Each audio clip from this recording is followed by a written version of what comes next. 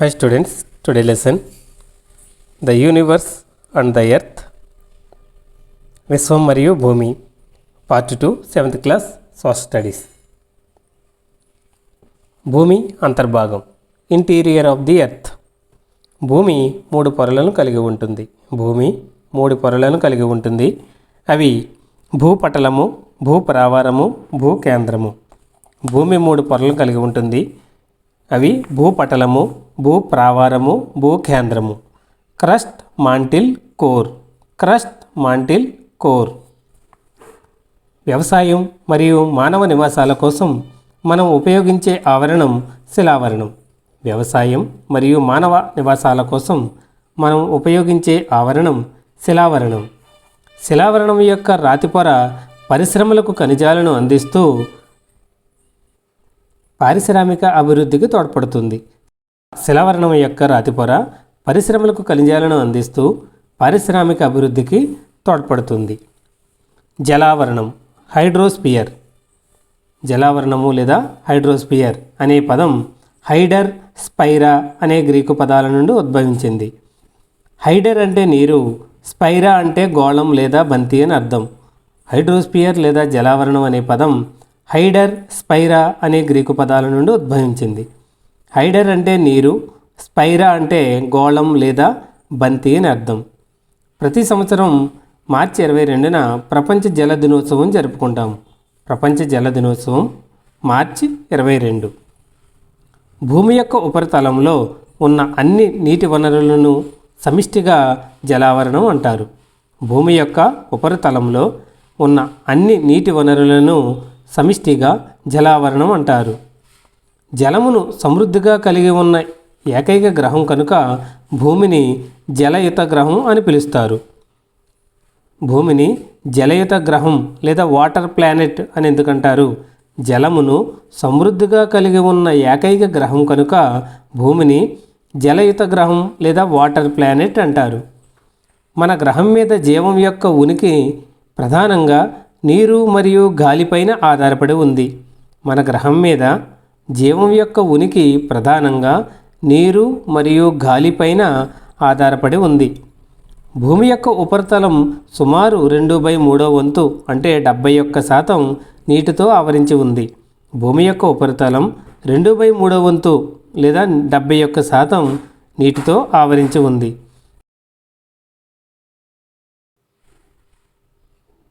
కేవలం 1% నీరు మాత్రమే మన అవసరాలకు ఉపయోగపడుతుంది.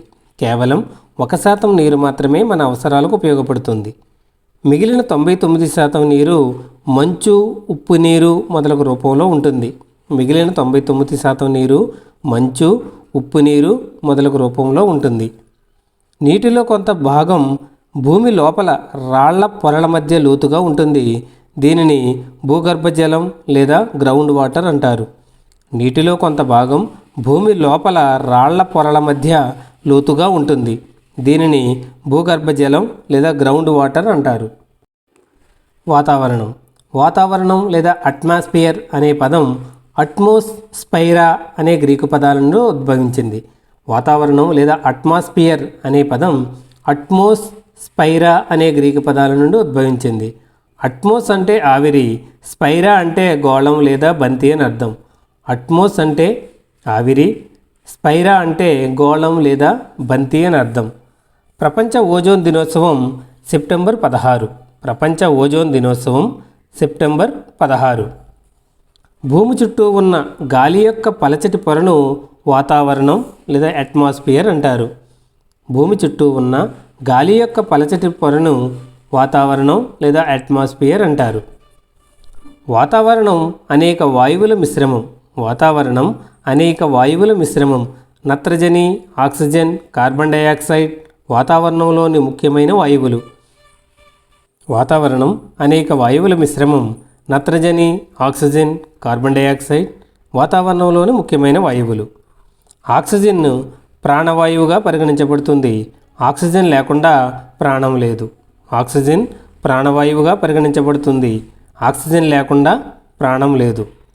వాతావరణం సాధారణంగా భూమి యొక్క ఉపరితలం నుండి 5 పొరలుగా విభజింపబడింది. వాతావరణం ప్రధానంగా భూమి యొక్క ఉపరితలం నుండి 5 పొరలుగా విభజింపబడింది. అవి ట్రోపో ఆవరణం, స్ట్రాటో ఆవరణం, మెసో ఆవరణం, థర్మో ఆవరణం, ఎక్సో ఆవరణం. ట్రోపో ఆవరణం, స్ట్రాటో ఆవరణం, మెసో ఆవరణం, థర్మో ఆవరణం మరియు ఎక్సో ఆవరణం. వీటి మధ్య ఖచ్చితమైన సరిహద్దు లేదు. వాతావరణం మానవులతో సహా అన్ని జంతువులకు ప్రాణవాయువు అయిన ఆక్సిజన్ మరియు మొక్కలకు కార్బన్ డయాక్సైడ్ను అందిస్తుంది. వాతావరణం మానవులతో సహా అన్ని జంతువులకు ప్రాణవాయువు అయిన ఆక్సిజన్ను మరియు మొక్కలకు కార్బన్ డయాక్సైడ్ను అందిస్తుంది. కిరణజన్య సంయోగక్రియ ప్రక్రియలో మొక్కలకు కార్బన్ డయాక్సైడ్ సహాయపడుతుంది.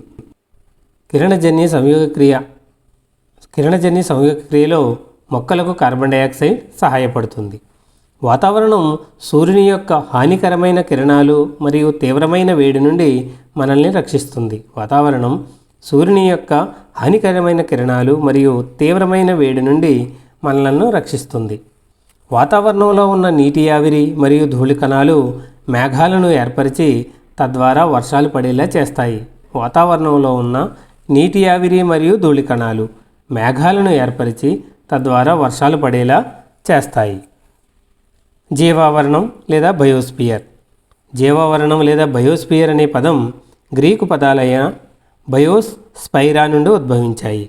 బయోస్ అంటే జీవం, స్పైరా అంటే గోళం లేదా బంతి అని అర్థం. జీవావరణం లేదా బయోస్పియర్ అనే పదం గ్రీకు పదాలైన బయోస్, స్పైరా నుండి ఉద్భవించింది. బయోస్ అంటే జీవం, స్పైరా అంటే గోళం లేదా బంతి. సూక్ష్మజీవులు, మొక్కలు, జంతువులు మరియు మానవులు కలిసి ఉండే ఆవరణాన్ని జీవావరణం లేదా బయోస్పియర్ అంటారు. సూక్ష్మజీవులు, మొక్కలు, జంతువులు మరియు మానవులు కలిసి ఉండే ఆవరణాన్ని జీవావరణం లేదా బయోస్పియర్ అంటారు. భూమి, నీరు మరియు గాలి ఒకదానితో ఒకటి కలిసే ప్రాంతం జీవావరణం. భూమి, నీరు, గాలి ఒకదానితో ఒకటి కలిసే ప్రాంతం జీవావరణం. మానవ పర్యావరణం లేదా హ్యూమన్ ఎన్విరాన్మెంట్. మానవులతో ఏర్పడిన పరిసరాలను మానవ పర్యావరణం లేదా హ్యూమన్ ఎన్విరాన్మెంట్ అంటారు. మానవులతో ఏర్పడిన పరిసరాలను మానవ పర్యావరణం లేదా హ్యూమన్ ఎన్విరాన్మెంట్ అంటారు. ఇది వ్యక్తి, కుటుంబం, సమాజం, మత, విద్య, ఆర్థిక, రాజకీయ పరిస్థితులను కలిగి ఉంటుంది. మానవ పర్యావరణం వ్యక్తి, కుటుంబం, సమాజం, మత, విద్య, ఆర్థిక, రాజకీయ పరిస్థితులను కలిగి ఉంటుంది. చారిత్రకంగా స్థిర జీవితం ఏర్పడిన తరువాత మానవులు ఒకరిపై ఒకరు ఆధారపడి జీవించడం ప్రారంభించారు. ఇది మానవ పర్యావరణ స్థాపనకు దారితీసింది. చారిత్రకంగా స్థిర జీవితం ఏర్పడిన తరువాత మానవులు ఒకరిపై ఒకరు ఆధారపడి జీవించడం ప్రారంభించారు. ఇది మానవ పర్యావరణ స్థాపనకు దారితీసింది. మానవ నిర్మిత పర్యావరణం, హ్యూమన్ మేడ్ ఎన్విరాన్మెంట్. మానవులు తయారు చేసిన పరిసరాలను మానవ నిర్మిత పర్యావరణం అంటారు. మానవులు తయారు చేసిన పరిసరాలను మానవ నిర్మిత పర్యావరణం లేదా హ్యూమన్ మేడ్ ఎన్విరాన్మెంట్ అంటారు. భవనాలు, కర్మాగారాలు, ఉద్యానవనాలు, రోడ్లు, వంతెనలు, ప్రాజెక్టులు, స్మారక చిహ్నాలు మొదలైనవి వాటిని కలిగి ఉంటుంది హ్యూమన్ మేడ్ ఎన్విరాన్మెంట్. కాలుష్య కారకాలు, ఫ్యాక్టర్స్ ఆఫ్ పొల్యూషన్. పర్యావరణంలోనికి వివిధ రకాల మలినాలు చేరడాన్ని కాలుష్యం అంటారు. పర్యావరణంలోకి వివిధ రకాల మలినాలు చేరడాన్ని కాలుష్యం లేదా పొల్యూషన్ అంటారు. వాయు కాలుష్యం యొక్క కారకాలు: బూడిద, ఉప్పు కణాలు, పొగ, ఆమ్ల వర్షం, ఇంధన వినియోగం, పారిశ్రామిక ధూళి, క్లోరోఫ్లోరో కార్బన్లు మొదలైనవి వాయు కాలుష్యం యొక్క కారకాలు. వాయు కాలుష్యం ప్రభావం, ఎఫెక్ట్ ఆఫ్ ఎయిర్ పొల్యూషన్. గాలి కాలుష్యం వల్ల భూగోళం వేడెక్కడం, వాతావరణంలో మార్పులు రావడం, ఆమ్ల వర్షాలు కురవడం, పొగమంచు ఎక్కువగా కురవడం, వ్యవసాయ క్షేత్రాల క్షీణత, జంతుజాతులు అంతరించిపోవడం మరియు శ్వాసకోశ ఆరోగ్య సమస్యలు వంటివి సంభవిస్తాయి. వాయు కాలుష్యం ప్రభావం: గాలి కాలుష్యం వల్ల భూగోళం వేడెక్కడం, వాతావరణంలో మార్పులు రావడం, ఆమ్ల వర్షాలు కురవడం, పొగమంచు ఎక్కువగా కురవడం, వ్యవసాయ క్షేత్రాల క్షీణత, జంతుజాతులు అంతరించిపోవడం మరియు శ్వాసకోశ ఆరోగ్య సమస్యలు వంటివి సంభవిస్తాయి ఈ వాయు కాలుష్య ప్రభావం వల్ల. నీటి కాలుష్యం, వాటర్ పొల్యూషన్. నీటి నాణ్యతలో ఏదైనా భౌతిక జీవ లేదా రసాయనిక మార్పు జరిగి దానివల్ల జీవులపై దుష్ప్రభావం ఏర్పడినట్లయితే దానిని నీటి కాలుష్యంగా పరిగణిస్తారు. నీటి నాణ్యతలో ఏదైనా భౌతిక జీవ లేదా రసాయనిక మార్పు జరిగి దానివల్ల జీవులపై దుష్ప్రభావం ఏర్పడినట్లయితే దానిని నీటి కాలుష్యం లేదా వాటర్ పొల్యూషన్గా పరిగణిస్తారు. విపత్తులు, డిజాస్టర్స్. విపత్తు అనేది స్వల్ప లేదా దీర్ఘకాలికంగా సంభవించే తీవ్రమైన అంతరాయం. విపత్తు లేదా డిజాస్టర్ అనేది దీర్ఘకాలికంగా లేదా స్వల్పకాలికంగా సంభవించే తీవ్రమైన అంతరాయం. Types of disasters. విపత్తుల రకాలు ప్రకృతి విపత్తులు లేదా న్యాచురల్ డిజాస్టర్స్,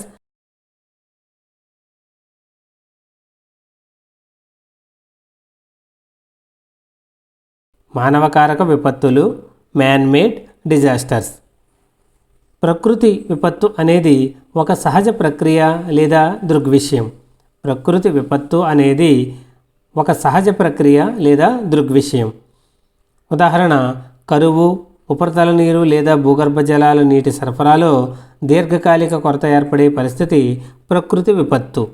కరువు, ఉపరితల నీరు లేదా భూగర్భ జలాల నీటి సరఫరాలో దీర్ఘకాలిక కొరత ఏర్పడే పరిస్థితిని ప్రకృతి విపత్తు లేదా న్యాచురల్ డిజాస్టర్స్ అంటారు. మానవకారక విపత్తులు, మ్యాన్ మేడ్ డిజాస్టర్స్. సాంకేతిక లేదా మానవ ప్రమాదాల పర్యవసానాలు. సాంకేతికత లేదా మానవ ప్రమాదాల పర్యవసానాలు. భూకంపం అనగా భూమి యొక్క అంతర్భాగంలో అకస్మాత్తుగా విడుదలయ్యే తరంగాల ప్రభావంతో భూమి ఉపరితలం కంపించడం భూకంపం లేదా ఎర్త్క్వేక్ అంటారు.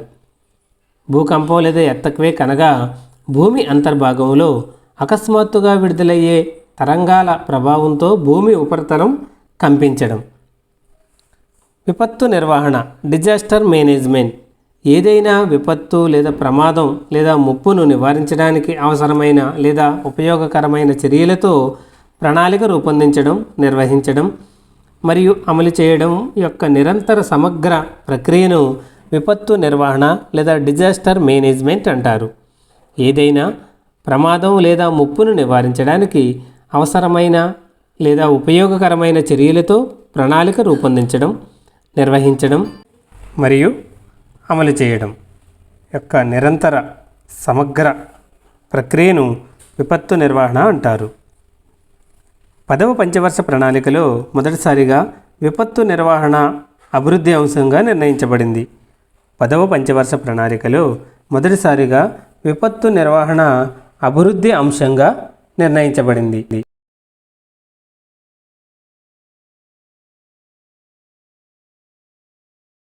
మన సౌర వ్యవస్థ ఉన్న గెలాక్సీ పాలపుంత లేదా మిల్కీవే. మన సౌర వ్యవస్థ ఉన్న గెలాక్సీ పాలపుంత లేదా మిల్కీవే. పారిశ్రామిక రంగంలో వచ్చిన ఆకస్మిక మార్పు పారిశ్రామిక విప్లవం లేదా ఇండస్ట్రియల్ రెవల్యూషన్ అంటారు. పారిశ్రామిక రంగంలో వచ్చిన ఆకస్మిక మార్పులు పారిశ్రామిక విప్లవం లేదా ఇండస్ట్రియల్ రెవల్యూషన్ అంటారు. గాలిలో కార్బన్ డయాక్సైడ్ వంటి హానికరమైన మూలకాల పెరుగుదల వాయు కాలుష్యం లేదా ఎయిర్ పొల్యూషన్ అంటారు. గాలిలో కార్బన్ డయాక్సైడ్ వంటి హానికరమైన మూలకాల పెరుగుదల వాయు కాలుష్యం లేదా ఎయిర్ పొల్యూషన్ అంటారు.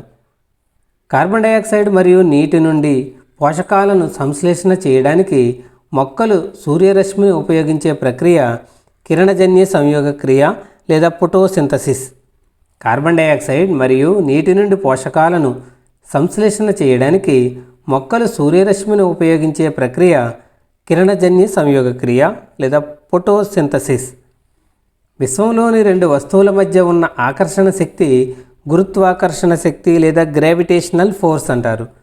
విశ్వంలోని రెండు వస్తువుల మధ్య ఉన్న ఆకర్షణ శక్తి గురుత్వాకర్షణ శక్తి లేదా గ్రావిటేషనల్ ఫోర్స్ అంటారు. క్రింది వాటిలో మానవ పర్యావరణంలో భాగం కానిది.